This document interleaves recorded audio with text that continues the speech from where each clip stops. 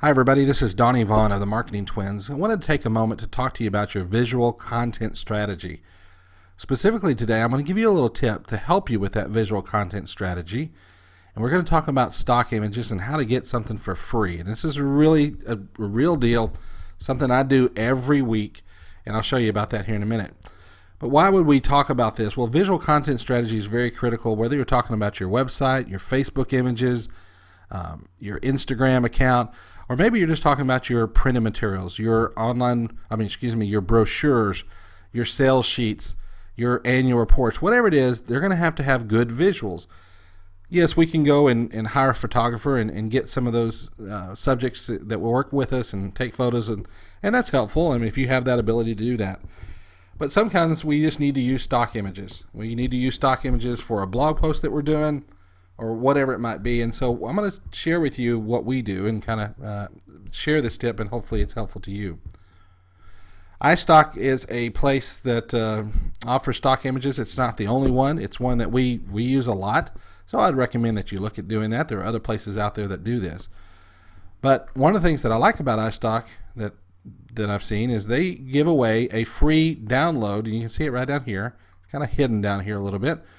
They have a free download image every week. Now, I will tell you that I've been doing this for about 4 years, and ever since it kind of was made known to us, we started doing these because we thought, well, if they're giving away a free image, we might be able to use those images, whether it's in our own stuff or client stuff, and you just never know when you're going to be able to use a great image. And iStock's got some of the best images around, and even though they're free, they are still quality images. So let's talk about this. Now, I'll be honest that sometimes I look at the free stock image and I think, why would I ever use this? And for instance, here's one. I get what they will do illustrations and video and audio every month, but the free photo comes every week. So I just go in and I download and I click that image, and I'm brought to this. Now, again, I go back to if somebody's thinking, why would I ever use a picture of a hiker on top of a rock? Let's say you're a dentist and you're thinking, I don't have any use for this at all.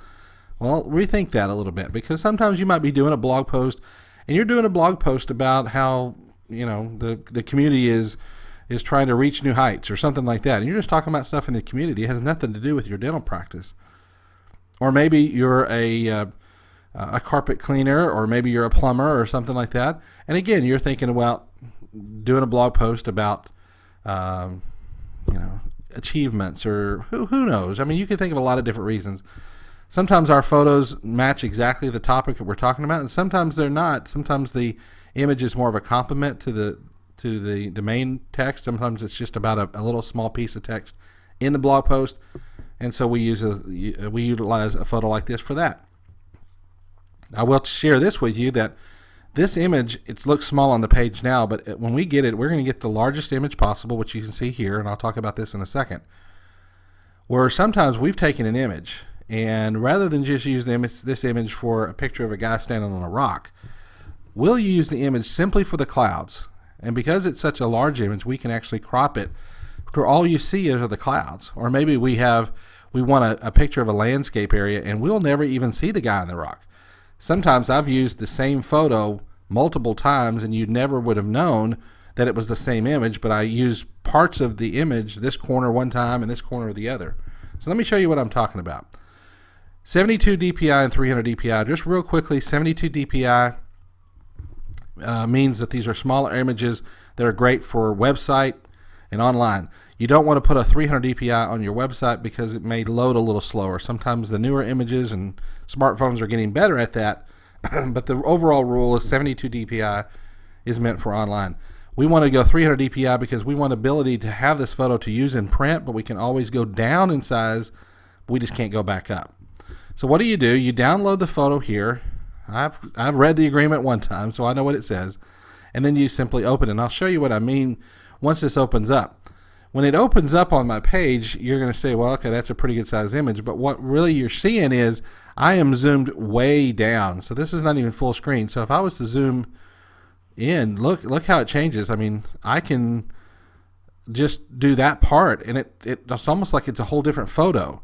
And so there's a lot of ways to use these photos. I hope this tip is helpful for you.